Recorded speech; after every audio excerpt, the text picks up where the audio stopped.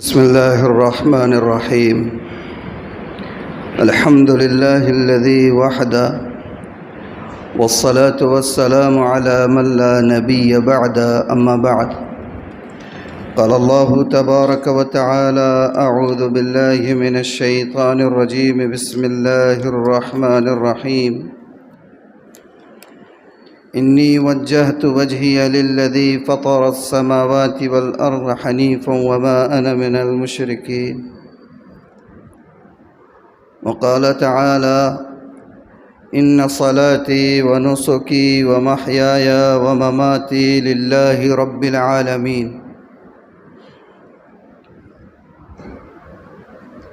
قابل صد احترام بزرگوں، عزیز دوستوں اور بھائیوں، ایک ہی 2 دنوں میں انشاءاللہ ذی الحج کی مبارک ساعتیں شروع ہو جائے گی. ذی الحج کا مہینہ لگ جائے گا، چند دن باقی ہے، اور اس کے بعد ذی الحجہ کا مہینہ لگ جائے گا. ذی الحج کا جو یہ مہینہ آ رہا ہے، اس مہینے میں اللہ تعالیٰ نے 2 مخصوص عبادتیں رکھی ہیں، جو عبادتیں صرف اسی مہینے کے ساتھ خاص ہے. سال کے دوسرے 11 مہینوں میں وہ عبادت بطور فرض یا واجب کے ادا نہیں ہو سکتی. ایک تو ہے حج اور دوسرے ہیں قربانی. یہ 2 عبادتیں ایسی ہیں جن 2 عبادتوں کو اللہ تعالیٰ نے اس مہینے یعنی ذی الحج کے اندر رکھا ہے، اور ان دونوں ہی عبادتوں کو، حج کو بھی اور قربانی کو بھی، سیدنا ابراہیم علیہ السلام کی شخصیت سے اور آپ کی ذات بابرکت سے بہت خاص نسبت اور تعلق ہے. یہ دونوں عبادتیں یادگار ہیں سیدنا ابراہیم علیہ السلام کی.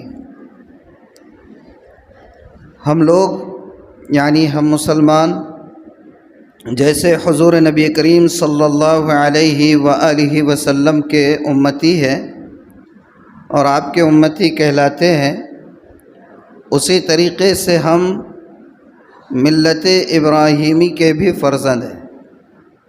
ہم جس طریقے سے نبی اکرم صلی اللہ علیہ وآلہ وسلم کے امتی ہیں، اسی طرح ہم ملت ابراہیم کے بھی سپوت ہیں، اور ملت ابراہیمی کا ایک فرد ہونے کے ناطے اور ملت ابراہیمی سے ایک نسبت ہونے کے ناطے اور ملت ابراہیمی سے ہمارا اپنا تعلق ہونے کے ناطے ہم پر کچھ تقاضے عائد ہوتے ہیں.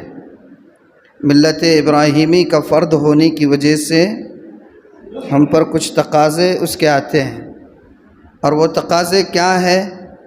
وہ تقاضا یہ ہے کہ ہم سیرت ابراہیم کے تمام پہلوؤں کو جانیں، پہچانیں. ابراہیم علیہ السلام کی زندگی کن اصولوں پر استوار تھی؟ ابراہیم علیہ السلام کی خصوصی صفات کیا تھی؟ ان کا مزاج کیا تھا؟ اور وہ کس مزاج و مذاق کے تھے؟ ملت ابراہیمی کا فرد ہونے کا یہ تقاضا ہے کہ ہم ان چیزوں کو جانیں، پہچانیں اور ان کی روشنی میں اپنی زندگی کو منور کریں.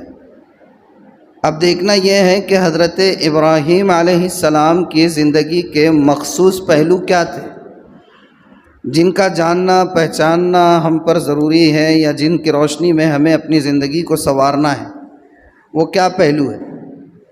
حضرت ابراہیم علیہ السلام کی زندگی کے 2 خاص پہلو تھے.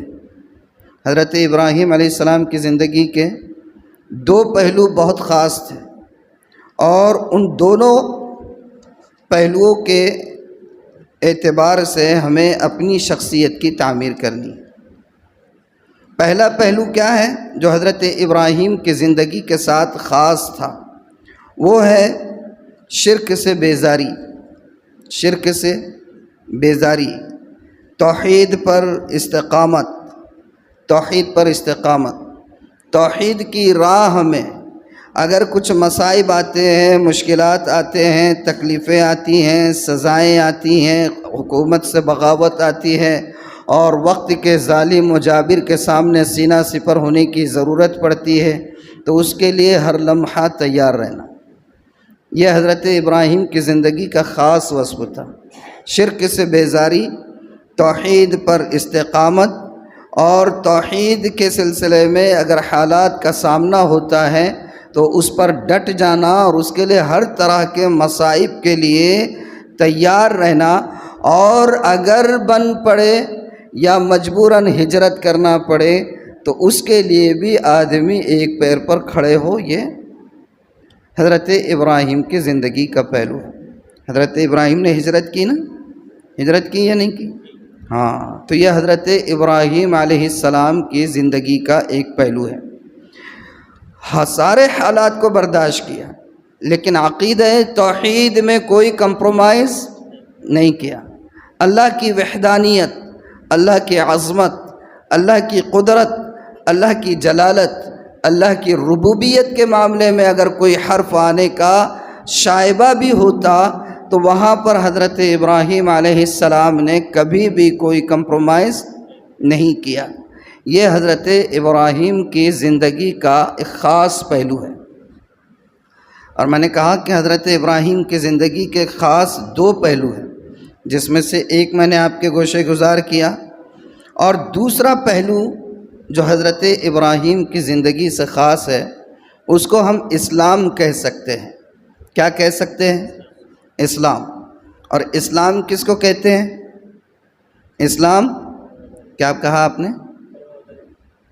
اسلام کہتے ہیں اطاعت کو، فرما برداری کو، سرنڈر کر دینے کو، سر تسلیم خم کر دینے کو، اور جو کہا گیا اس پر بے چوں و چرا اور بغیر اسٹریٹجی یا حکمت جانے ہوئے عمل کر دینے کو۔ اسلام کا موٹا موٹا مطلب یہ ہے کہ آدمی اپنے آپ کو سرنڈر کر دے۔ حضرت ابراہیم علیہ السلام کی بائیوگرافی آپ پڑھیے، آپ کی سیرت پڑھیے، آپ کو حضرت ابراہیم علیہ السلام کی زندگی میں ہر قدم پر اطاعت، انقیاد، فرما برداری، سر تسلیم خم کرنا، رب کی مرضی اور منشا کا ہر لحظہ خیال کرنا نظر آئے گا۔ خواب میں دیکھا ہے، خواب میں دیکھا ہے، حقیقت میں کوئی فرشتہ آپ کے پاس نہیں آیا، جبرائیل آپ کے پاس اللہ کا پیغام لے کر نہیں آئے کہ آپ کو اسماعیل کو ذبح کرنا ہے، اللہ نے کوئی اور واسطے سے نہیں کہا ہے، بلکہ خواب میں دیکھا کہ اپنے بیٹے کو ذبح کر رہے ہیں۔ اور انسان خواب دیکھتے رہتے ہیں، میں بھی دیکھتا ہوں، آپ بھی دیکھتے ہیں، پورے انسان زندگی میں کبھی نہ کبھی کوئی خواب دیکھتا ہی رہتا ہے۔ لیکن مجھے دل پر ہاتھ رکھ کر بتائیے کہ دیکھے ہوئے خوابوں کو ہم اتنی سنجیدگی سے لیتے ہیں؟ اتنی سنجیدگی سے لیتے ہیں؟ نہیں لیتے ہیں۔ ابراہیم علیہ السلام نے خواب میں دیکھا کہ وہ اپنے بیٹے کو ذبح کر رہے ہیں، اور 1 سے 2 مرتبہ جب یہ خواب دیکھا تو انہوں نے یہ سمجھ لیا کہ یہ میرے رب کی مرضی ہے، اور خواب کی بنیاد پر اسماعیل کو ذبح کرنے کے لیے نہ صرف تیار ہو گئے بلکہ لے کر نکل گئے، چھری گردن پر پھیر دی، وہ تو اللہ نے دمبے کو اسماعیل کی جگہ پر ذبح کر دیا۔ تو ابراہیم علیہ السلام کی زندگی کا دوسرا پہلو کیا؟ بولیے۔ اطاعت، فرما برداری، سبحان اللہ، اطاعت، فرما برداری۔ اور پہلا پہلو شرک سے بیزاری، سبحان اللہ، توحید پر استقامت، اور اس کی راہ میں آنے والی ساری چیزوں کو، مصائب کو انگیز کرنا، برداشت کرنا، جھیلنا، لیکن توحید کے معاملے میں کوئی کمپرومائز نہیں کرنا۔ یہ 2 چیزیں حضرت ابراہیم علیہ السلام کی زندگی کے خاص نمایاں وصف اور پہلو ہیں۔ اتنی بات سمجھ میں آ گئی؟ آ گئی سمجھ میں؟ اب آگے بات کرتا ہوں۔ پہلا پہلو جو استقامت والا ہے، دوسرا جو پہلو ہے استقامت والا توحید پر، جس کے بارے میں پہلے کہا میں نے، وہ بہت اہم پہلو ہے، بہت اہم پہلو۔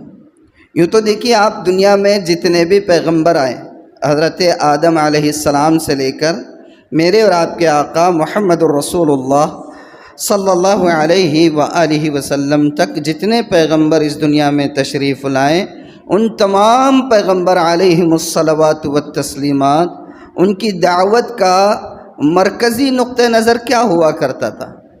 تمام پیغمبر، ہر پیغمبر کی دعوت یہی رہتی تھی کہ اے میری قوم کے لوگوں، ایک اللہ کی عبادت کرو، یا قوم اعبدوا اللہ ما لکم من الہ غیر، اے میری قوم کے لوگوں اللہ کی عبادت کرو، اس کے علاوہ تمہارا کوئی معبود نہیں۔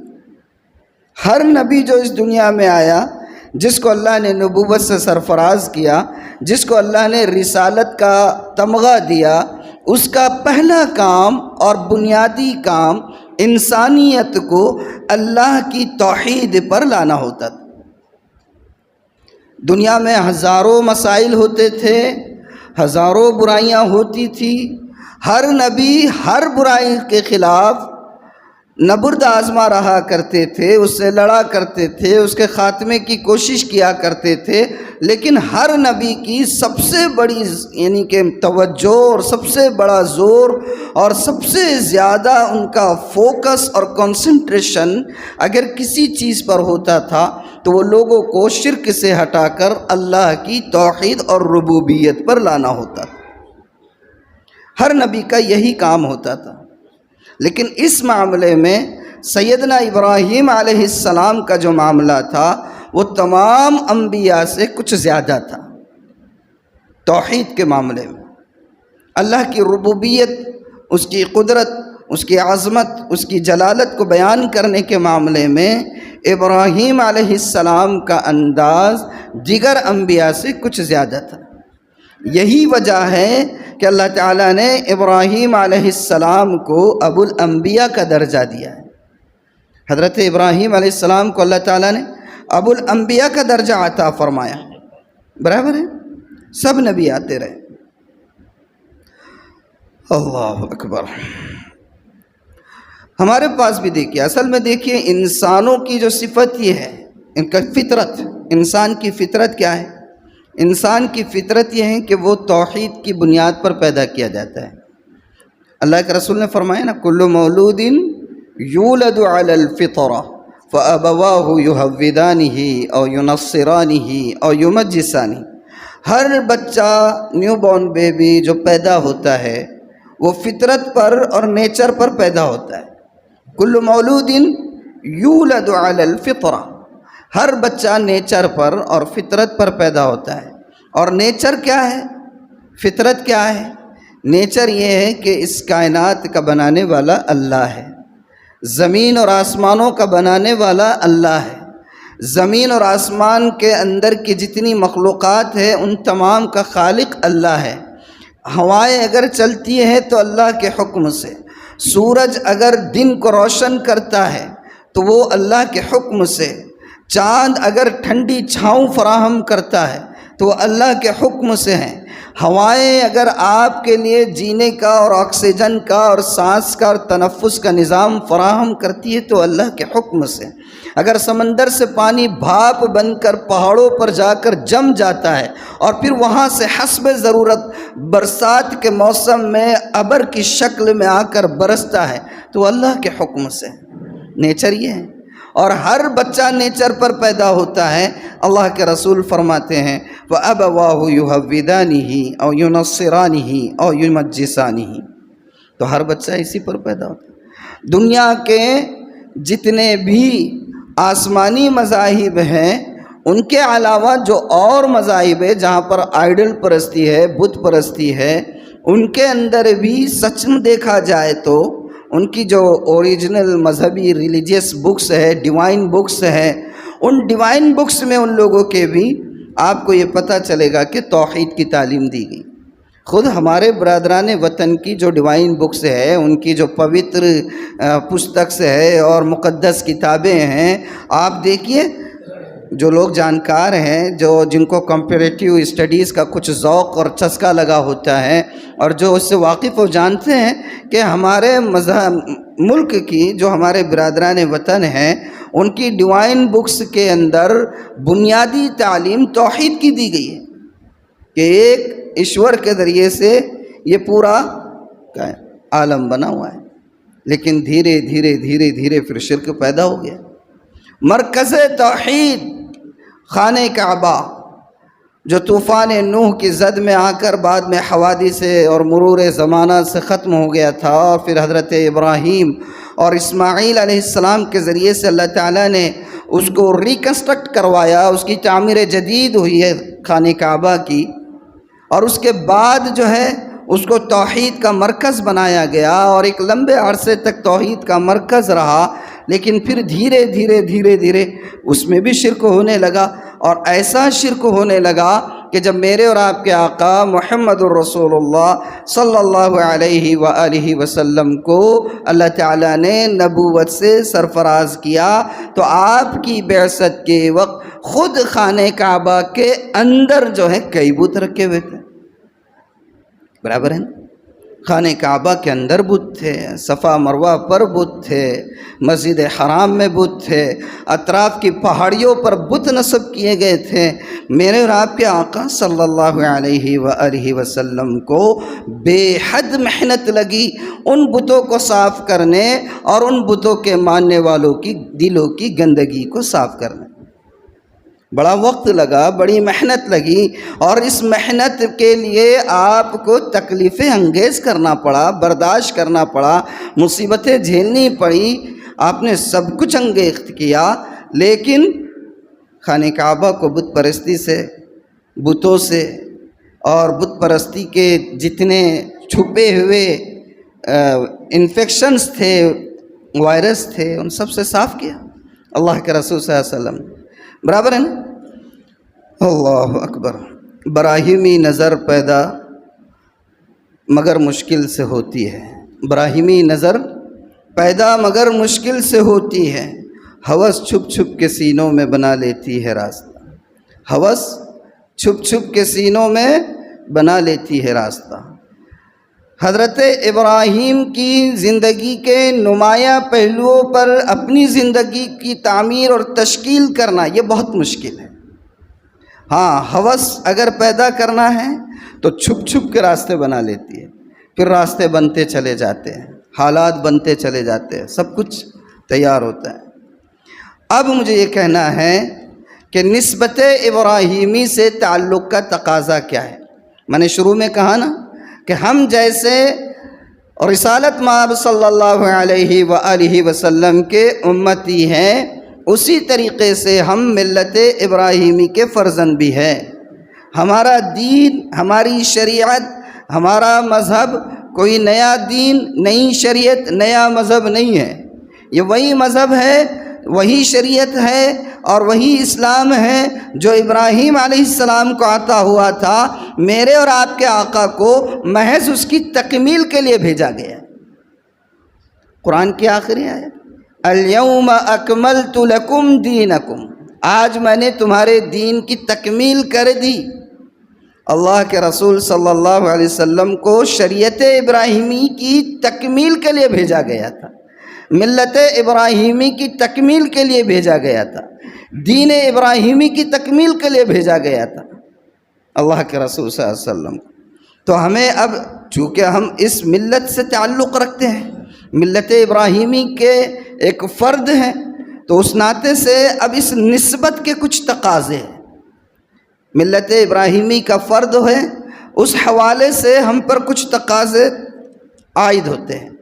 پہلا تقاضا تو یہ ہے کہ ہم خود عقیدہ توحید پر مضبوطی کے ساتھ قائم ہو جائے، عقیدہ توحید پر مضبوطی کے ساتھ قائم ہو جائے اور دوسروں کو بھی اس کی دعوت دے.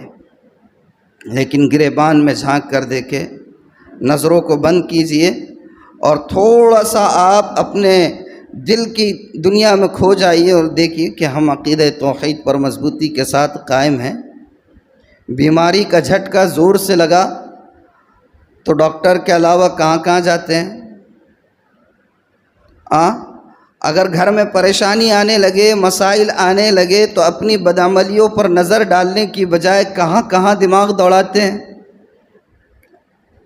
ہوتا ہے یا نہیں ہوتا ہے؟ تو کیا یہ عقیدہ توحید پر استقامت کی علامت ہے؟ کہاں ہے ہمارا عقیدہ توحید؟ کہاں ہے اللہ کی توحید، اللہ کی قدرت، اللہ کی عظمت، اللہ کی ربوبیت، اللہ کی جلالت پر ایمان کا وہ معیار جو ہونا چاہیے اور جو نسبت ابراہیمی کا تقاضا ہے، کہاں ہے؟ اچھوں کے گھر کا یہ حال ہے، باہر دیندار بنے پھرتے ہیں، باہر جو ہے عالم دین اور حافظ قرآن اور امیر صاحب اور بہت وقت لگانے والے اور فلاں تنظیم کے ذمہ دار اور فلاں اس کے یہ، اور معلوم ہوا کہ اندر ہی اندر عقیدے کا یہ حال ہے۔ اللہ کی پناہ، اللہ حفاظت فرمائے۔ تو ملت ابراہیمی سے نسبت کا بنیادی تقاضا یہ ہے کہ ہم عقیدہ توحید پر قائم ہو جائیں۔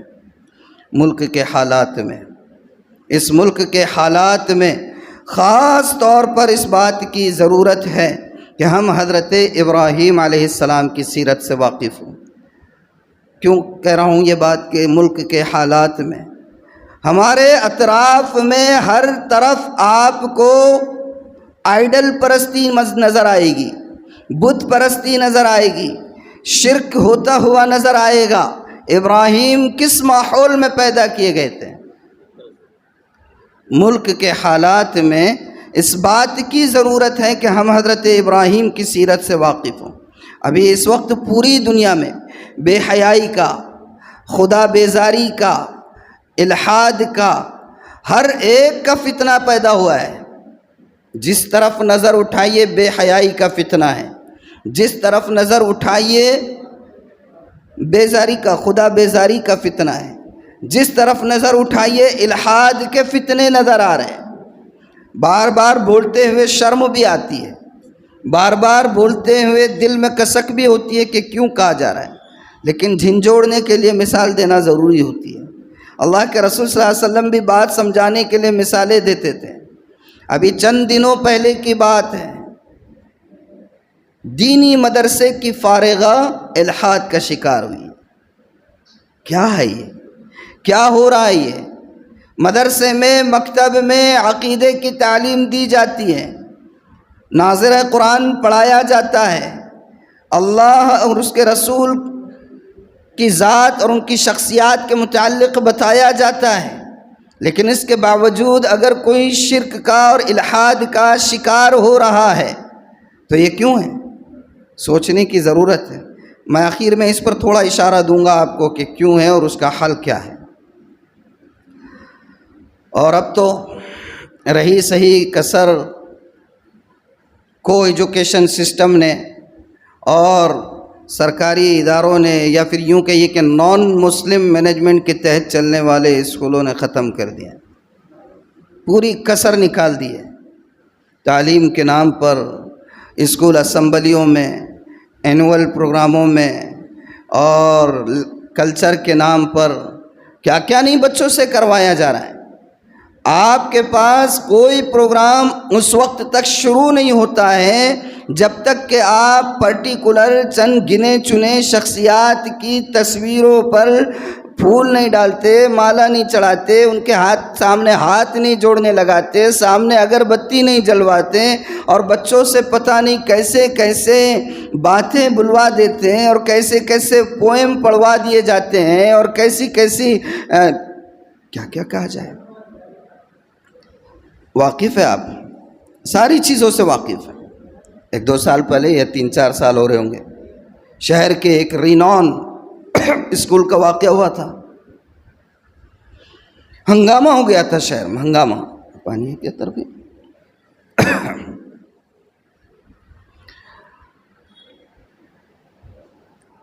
جزاک اللہ۔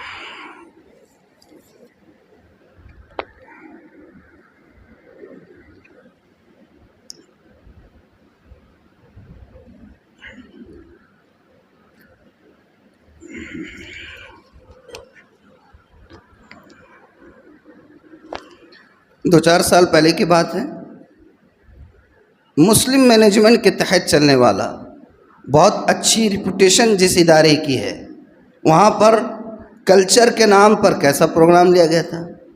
اتفاق سے سوشل میڈیا کی برکت سے اس کی نحوستیں بہت ہے، لعنت بہت ہے. میرے برکت استعمال کرنے پہ آپ جو ہے تو یہاں سے سرٹیفکیٹ لے کر نہیں چلے جانا کہ مولانا نے سوشل میڈیا کو برکت کہا ہے.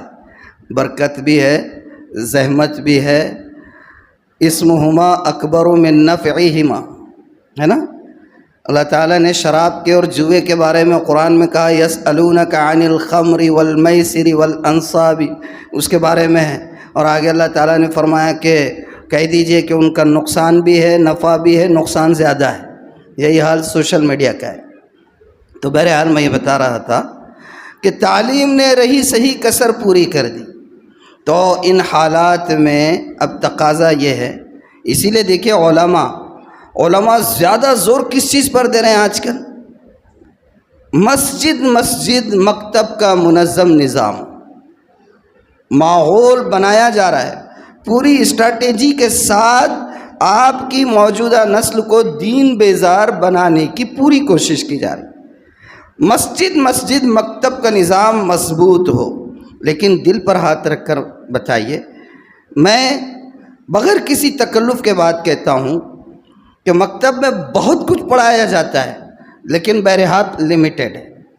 ان کو ناظرہ پڑھایا جائے گا، چند کلمے یاد کرائے جائیں گے اور چند صورتیں یاد کرائی جائے گی، لیکن وہ سارے اسباب جس کی وجہ سے عقیدے اور ایمان کی بنیاد مضبوط ہوتی ہو، وہ 100% وہاں سے بھی حاصل نہیں ہو سکتی. میں نے جو اشارہ دیا تھا نا کہ میں آپ کو بتاؤں گا کہ کیا وجہ ہے کہ مدرسے کی فارغہ الحاد کا شکار ہو. 100% بنیاد مضبوط ہو، اس کے لیے لازمی ہے کہ آپ کے اور ہماری موجودہ نسل کے سامنے کوئی آئیڈیل شخصیت موجود ہو، کوئی رول ماڈل موجود ہو، جس کو دیکھے، جس کی زندگی کو پڑھے، جس کی زندگی کو سمجھے تو انہیں سمجھ میں آئے کہ توحید کس کو کہتے ہیں، عقیدہ توحید پر استقامت کیا ہوتی ہے، اور عقیدہ توحید پر استقامت کی خاطر قربانی کیسے دی جا سکتی ہے، اطاعت کس کو کہتے ہیں، فرما برداری کس کو کہتے ہیں، خواب میں دیکھی ہوئی بات کی بنیاد پر بچے کو ذبح کر دینا کس سے آسان ہو جاتا ہے. یہ سمجھنے کے لیے بچوں کے سامنے آئیڈیل کا ہونا ضروری ہے. سال بسال ہر سال حج پر حج ہو رہے ہیں، ہر سال قربانی پر قربانی ہو رہی ہے. اور اب تو جنون ہے ماشاءاللہ، تنقید نہیں ہے، کسی پر تنقید نہیں ہے. مہنگے سے مہنگے جانور، بڑے سے بڑے جانور لانے کا ایک چسکا لگا ہوا ہے. ٹھیک ہے، آپ کا انٹینشن اگر خالص ہے، اللہ دیکھنے والا ہے، اس پر اجر ضرور ملے گا. لیکن 2-2 لاکھ کے 3-3 لاکھ کے جانور لائے جائیں، بڑے بڑے جانور لا کے سجائے جائیں اور قربانی شوق اور ذوق کے ساتھ دی جائیں، لیکن آپ کو بینگن معلوم ہی نہیں ہے کہ اس کے پیچھے کانسیپٹ کیا ہے، اس کے پیچھے اس کا اصل مقصد کیا ہے، یہ قربانی کیا ہے، کیوں دی جاتی ہے، کن چیزوں کو قربان کیا جاتا ہے، کیوں کیا جاتا ہے، کیوں کرایا جا رہا ہے. ابراہیم کون تھے، کس ماحول میں پیدا کیے گئے تھے، ان کی زندگی کے نمایاں اوصاف کیا تھے، انہوں نے شرک اور بت پرستی کے ماحول میں کیا کیا تھا، اور انہوں نے اپنی آنے والی نسل کے لیے کیا کیا سامان کیا تھا ان کے ایمان کی بنیاد کو محفوظ رکھنے کے لیے. اس کی خبر ہی نہیں، اس کی الف سے بھی واقف نہیں ہے. رسمی اور نمائشی کاموں سے اوپر اٹھنے کی ضرورت ہے. کریں، آپ کو اللہ نے نوازا ہے، بالکل کریں، اس مرتبہ جتنے کا کر رہے ہیں اس سے ڈبل کریں. آپ کا اگر انٹینشن خالص ہے، پیور ہے، اللہ اس کا اجر ضرور دے گا. لیکن اس کی روح کو سمجھے، موجودہ حالات میں آپ کی نسل کو اس کی روح کو سمجھائیں. آج کے حالات کا تقاضا ہے یہ. ابراہیم کو اللہ تعالیٰ نے شرک کے، بت پرستی کے اور اسی طریقے سے اللہ کے انکار کے، اللہ کی قدرت کے انکار کے ماحول میں پیدا کیا. اور کیسے؟ بت گر کے گھر میں تھے، بت بنانے والے کے گھر میں تھے. بت بنا کر بچپن میں ابراہیم کو باپ کہتا ہے کہ جا کر اس کو فروخت کرو. ابراہیم انکار کرتے ہیں، زیادتی کی جاتی ہے تو زبردستی جب کی جاتی ہے، ابراہیم بتوں کو لے کر نکلتے اور راستے سے بتوں کو گھسیٹتے ہوئے لے جاتے ہیں، اور بازار میں پہنچ کر بیچنے کا انداز دیکھیے، آواز لگاتے ہیں کون خریدے گا ایسے بتوں کو جو نہ نفع پہنچا سکتے ہیں نہ نقصان پہنچا سکتے ہیں۔ بچپن کا یہ انداز ہے ابراہیم کا، بت خانے میں جا کر بتوں کو توڑ دیتے ہیں، قوم کے سامنے سورج اور چاند کو دیکھ کر قوم کے عقیدے کو متزلزل کرنے کے لیے، غلط نظریے کو متزلزل کرنے کے لیے خود ہی کہتے کہ میرا رب ہے بہت بڑا دکھ رہا، دن کو روشن کیا، اور جب سورج ڈھلنے کا ٹائم آتا ہے تو کہتے ارے یہ تو ڈھل گیا، ارے یہ تو چلے گیا، اس کی کیا اوقات، اس کی کیا حیثیت، ایسا ڈھلنے والا میرا رب نہیں ہو سکتا ہے۔ ہر قدم پر توحید پر استقامت اور توحید کی دعوت، یہ ابراہیم کی زندگی کا نمایاں وصف تھا۔ آج اپنی اولاد کو، اپنی نسل کو یہ سمجھانے کی ضرورت، ان صلاتی ونسکی ومحیایا ومماتی للہ رب العالمین، میری نماز، میرا روزہ، میری قربانی، میرا جینا، میرا مرنا، سب کچھ اللہ کے لیے ہے، کسی اور کے لیے کوئی چیز نہیں۔ انی وجہت وجہی للذی فطر السماوات والارض حنیفا وما انا من المشرکین، میں نے رخ کر دیا ہے رب کی طرف۔ کون سے رب کی طرف؟ جس نے آسمانوں اور زمینوں کو پیدا کیا، اور اسی کی طرف جانا ہے۔ تو ان دنوں میں، آنے والے شاید 1-2 دن میں شروع ہو جائے گا، میری آپ سے درخواست ہے، ہزاروں اور لاکھوں روپے جانوروں کی قربانی پر لگاتے ہیں، بالکل لگائے، واجب ہے، اگر آپ پر واجب ہے تو اس کو ضرور کرنا ہے، لیکن 100-200 روپے آج کل تو اسٹوریز کی شکل میں پروفٹس کی بایوگرافی کی بکس آئی ہوئی ہے، کتابیں آئی ہوئی ہے، پیغمبروں کی سیرت پر کہانیوں کی شکل میں کتابیں آئی ہیں۔ اللہ کے بندوں بڑی بڑی قربانیاں کر رہے ہیں، پیغمبر علیہ السلام کی، حضرت نوح علیہ السلام کی، اور میرے اور آپ کے آقا محمد رسول اللہ صلی اللہ علیہ وسلم کی، اور اسی طرح آپ کے اصحاب کی سیرت سے اپنے بچوں کو واقف کرائیں۔